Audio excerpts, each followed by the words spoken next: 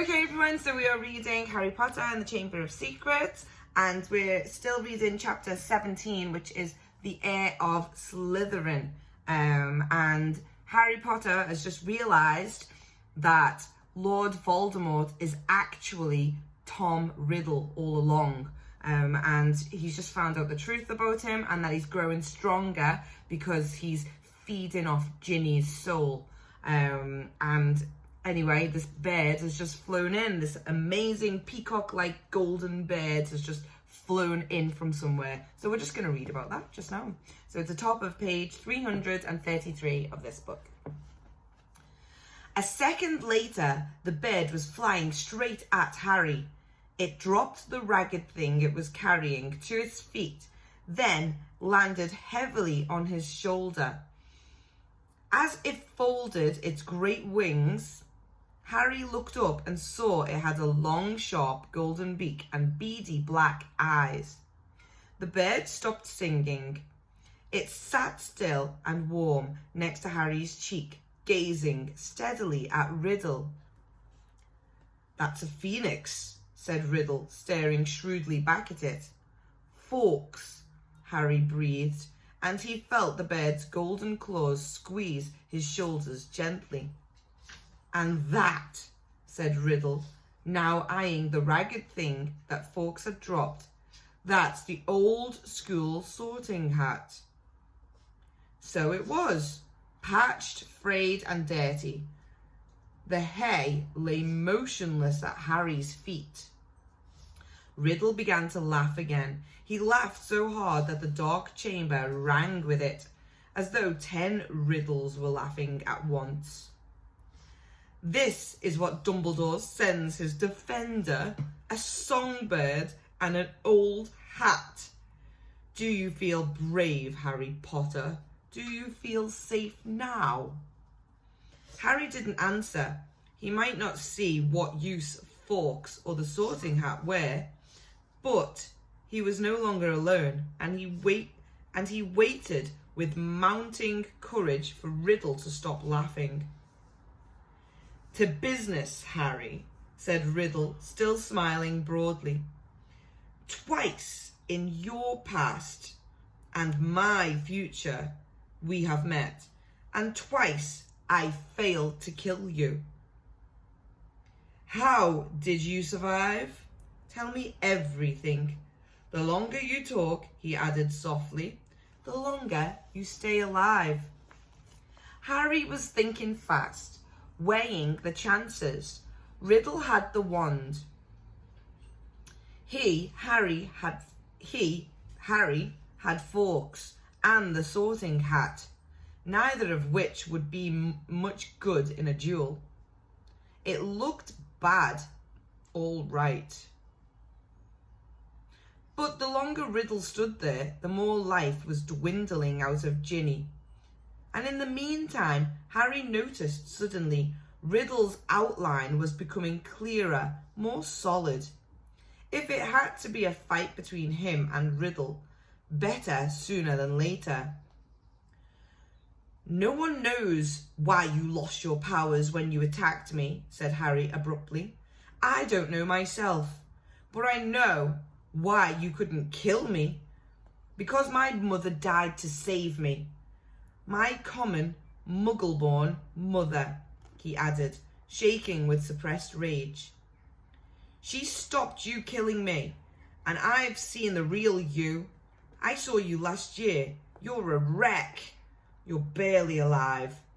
That's where all your power got you.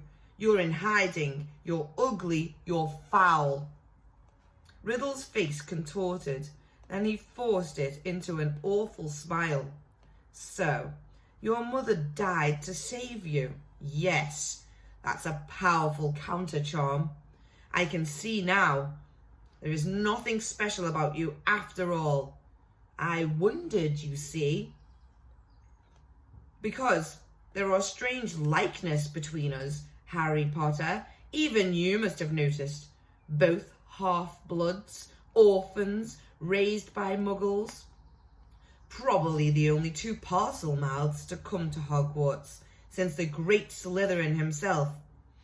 We even look something alike.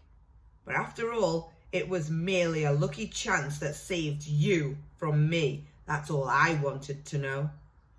Harry stood tense, waiting for Riddle to raise his wand. But Riddle's twisted smile was widening again. Now, Harry, I'm going to teach you a little lesson. Let's match the powers of Lord Voldemort, heir of Salazar Slytherin, against famous Harry Potter and the best weapons Dumbledore can give. He cast an amused eye over Fawkes and the Sorting Hat, then walked away. Harry, fear spreading up his numb legs, watched Riddle stop between the high pillars and look up into the stone face of Slytherin, high above him in the half-darkness. Riddle opened his mouth wide and hissed, but Harry understood what he was saying. Speak to me, Slytherin, greatest of Hogwarts 4. Harry wheeled around to look up at the statue, Hawks swaying on his shoulder. Slytherin's gigantic stone face was moving. Horror-struck, Harry saw his mouth opening wider to make a huge black hole. And something was staring inside the statue's mouth. Something was slithering up from its depths. Harry backed away until he hit the dark chamber wall, and as he shut his eye tight, he felt Fawkes' wing sweeping his cheek as he took flight. Harry wanted to shout, "Don't leave me!" But what chance did Phoenix have against the King of Serpents? Something huge hit the stone floor of the chamber. Harry felt it shudder. He knew what was happening.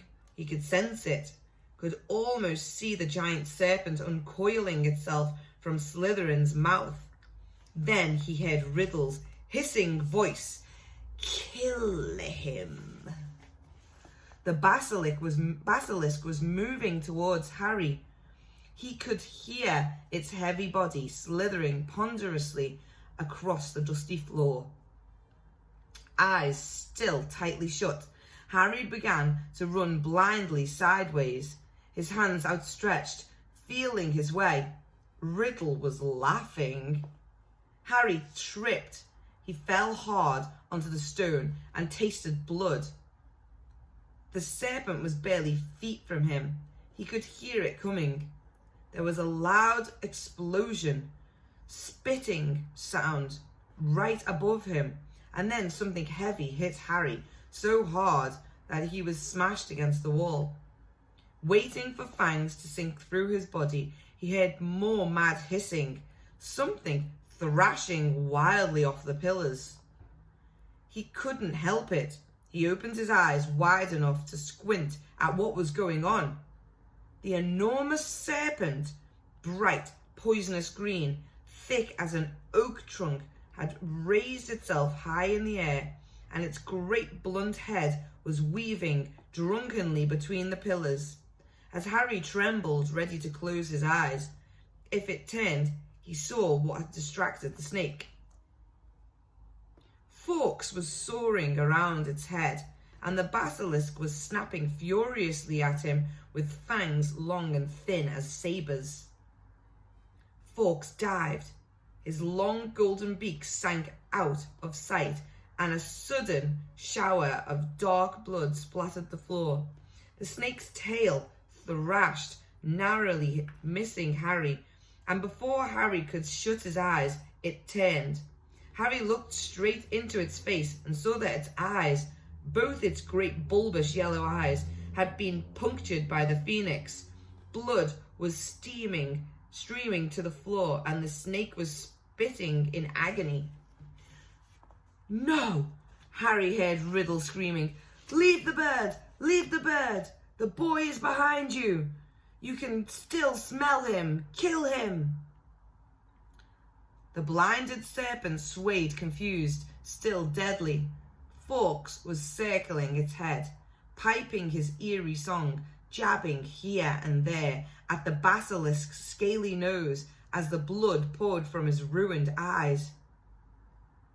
"Help me, help me," Harry muttered wildly. "Someone help me." The snake's tail whipped across the floor again.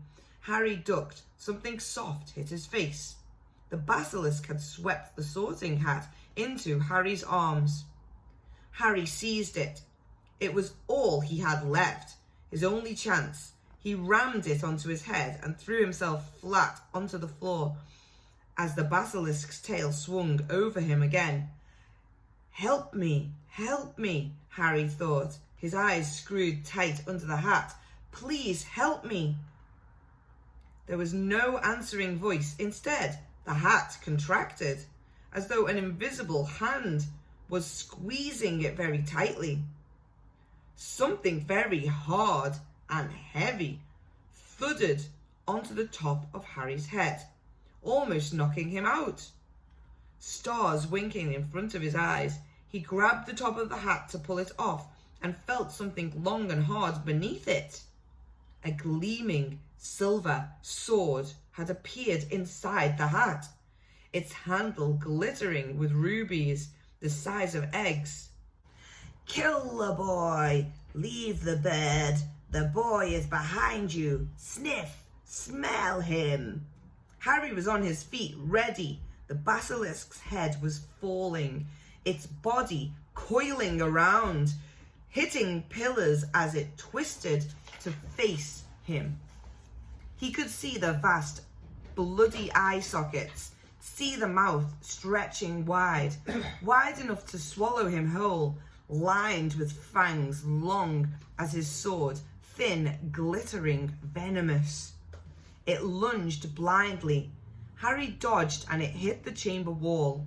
It lunged again, and its forked tongue lashed Harry's side. He raised the sword in both his hands. The basilisk lunged again, and this time its aim was true. Harry threw his whole weight behind the sword and drove it to the hilt into the roof of the serpent's mouth. But as warm blood drenched Harry's arms, he felt a searing pain just above his elbow. One long poisonous fang was sinking deeper and deeper into his arm, and it splintered as the basilisk keeled over sideways and fell, twitching to the floor. Harry slid down the wall. He gripped the fang that was spreading poison through his body and wrenched it out of his arm, but he knew it was too late. White hot pain was spreading slowly and steadily from the wound. Even as he dropped the fang and watched his own blood soaking his robes, his vision went foggy. The chamber was dissolving in a well of dull colour. A patch of scarlet swam past, and Harry heard a soft clatter of claws beside him. "Fawkes," said Harry thickly. "You were brilliant, Fawkes." He felt the bird lay its beautiful head on the spot where the serpent's fang had pierced him. He could hear echoing footsteps, and then a dark shadow moved in front of him. "You're dead, Harry Potter," said Riddle's voice above him. "Dead. Even Dumbledore's bird knows it. Do you see what he's doing, Potter? He's crying." Harry blinked. Fawkes's head slid in and out of focus. Thick, pearly tears were trickling down the glossy feathers. "I'm going to sit here and watch you die, Harry Potter. Take your time. I'm in no hurry." Harry felt drowsy. Everything around him seemed to be spinning. "So ends the famous Harry Potter," said Riddle's distant voice, "alone in the Chamber of Secrets, forsaken by his friends, defeated at last by the Dark Lord he so unwisely challenged. You'll be back with your dear mudblood mother soon, Harry. She bought you 12 years of borrowed time. But Lord Voldemort got you in the end, as you knew he must. If this is dying, thought Harry, it's not so bad. Even the pain was leaving him. But was this dying? Instead of going black, the chamber seemed to be coming back into focus. Harry gave his head a little shake, and there was Fawkes still resting his head on Harry's arm. A pearly patch of tears was shining all around the wound, except that there was no wound. "Get away, bird," said Riddle's voice suddenly. "Get away from him, I said. Get away." Harry raised his head. Riddle was pointing Harry's wand at Fawkes. There was a bang like a gun, and Fawkes took flight again in a whirl of gold and scarlet. "Phoenix tears," said Riddle quietly, staring at Harry's arm. "Of course. Healing powers, I forgot." He looked into Harry's face. "But it makes no difference, in fact. I prefer it this way. Just you and me, Harry Potter. You and me." He raised the wand. Then, in a rush of wings, Fawkes soared back overhead, and something fell into Harry's lap. The diary. For a split second, both Harry and Riddle, wand still raised, stared at it. Then, without thinking, without considering, as though he had meant to do it all along, Harry seized the basilisk fang on the floor next to him and plunged it straight into the heart of the book. There was a long, dreadful, piercing scream. Ink spurted out of the diary in torrents, streaming over Harry's hands, flooding the floor. Riddle was writhing and twisting, screaming and flailing, and then he had gone. Harry's wand fell to the floor with a clatter, and there was silence. Silence except for the steady drip, drip of ink still oozing from the diary. The basilisk venom had burned a sizzling hole right through it. Shaking all over, Harry pulled himself up. His head was spinning as though he'd just travelled miles by flue powder. Slowly, he gathered together his wand and the sorting hat, and, with a huge tug, retrieved the glittering sword from the roof of the basilisk's mouth.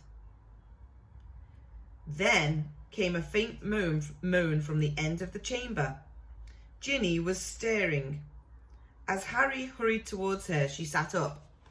Her bemused eyes travelled from the huge form of the dead basilisk over Harry in his blood-soaked robes, then to the diary in his hand. She drew a great shuddering gasp, and tears began to pour down her face. "Harry, oh, Harry! I tried to tell you at breakfast, but I couldn't say it in front of Percy. It was me, Harry, but I swear I didn't mean to. Riddle made me. He took me over, and how you kill that thing? Where's Riddle? The last thing I remember is him coming out of the diary." "It's all right," said Harry, holding up the diary and showing Ginny the fang hole. "Riddle's finished. Look, him and the basilisk. Come on, Ginny, let's get out of here." "I'm going to get expelled," Ginny wept, as Harry helped her awkwardly to her feet. "I've looked forward to coming to Hogwarts ever since Bill came, and now I have to leave, and what'll Mum and Dad say?" Fawkes was waiting for them, hovering in the chamber entrance. Harry edged Ginny forward. They stepped over the motionless coils of the dead basilisk, through the echoing gloom, and back into the tunnel. Harry heard the stone doors close behind them with a soft hiss.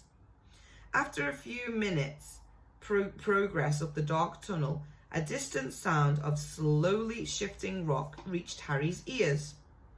"Ron!" Harry yelled, speeding up. "Ginny's okay, I've got her." He heard Ron give a strangled cheer. and they turned the next bend to see his eager face staring through the sizable gap he had managed to make in the rockfall. Ginny! Ron thrust an arm through the gap in the rock to pull her through first. You're alive! I don't believe it! What happened? He tried to hug her, but Ginny held him off, sobbing. But you're okay, Ginny, said Ron, beaming at her. It's over now. Where did the bird come from? Fawkes had swooped through the gap after Ginny. He's Dumbledore's, said Harry, squeezing through himself. And how come you've got a sword? Said Ron, gaping at the glittering weapon in Harry's hand. I'll explain when we get out of here, said Harry, with a sideways glance at Ginny. But later, Harry said quickly, but didn't think it was a good idea to tell Ron yet who'd been opening the chamber, not in front of Ginny anyway. Where's Lockhart? Back there, said Ron, grinning and jerking his head up the tunnel towards the pipe. He's in a bad way. Come and see. Led by Fawkes, whose wide scarlet wings emitted a soft golden glow in the darkness, they walked all the way back to the mouth of the pipe. Gilderoy Lockhart was sitting there, humming placidly to himself.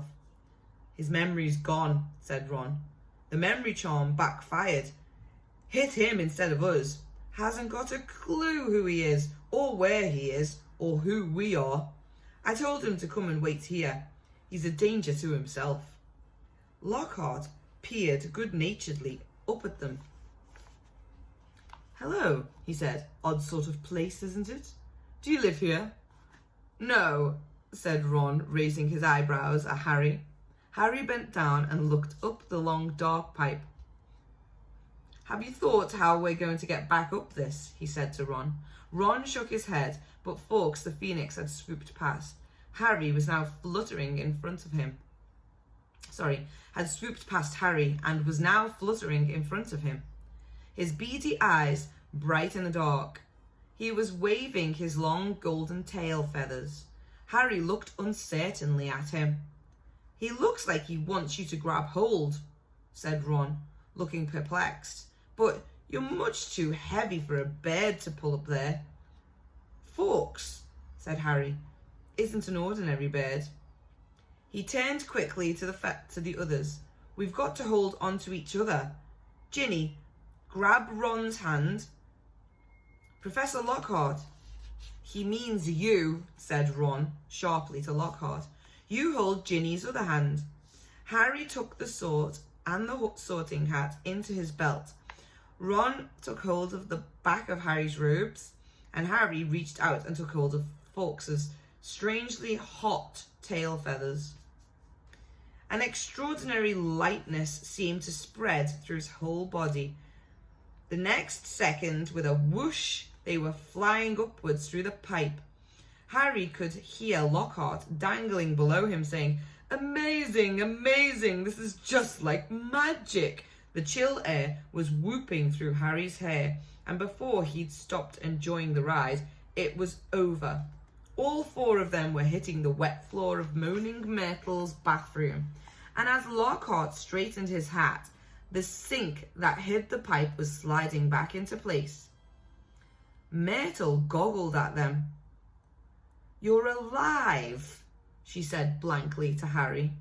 "There's no need to sound so disappointed," he said grimly, wiping flecks of blood and slime off his glasses.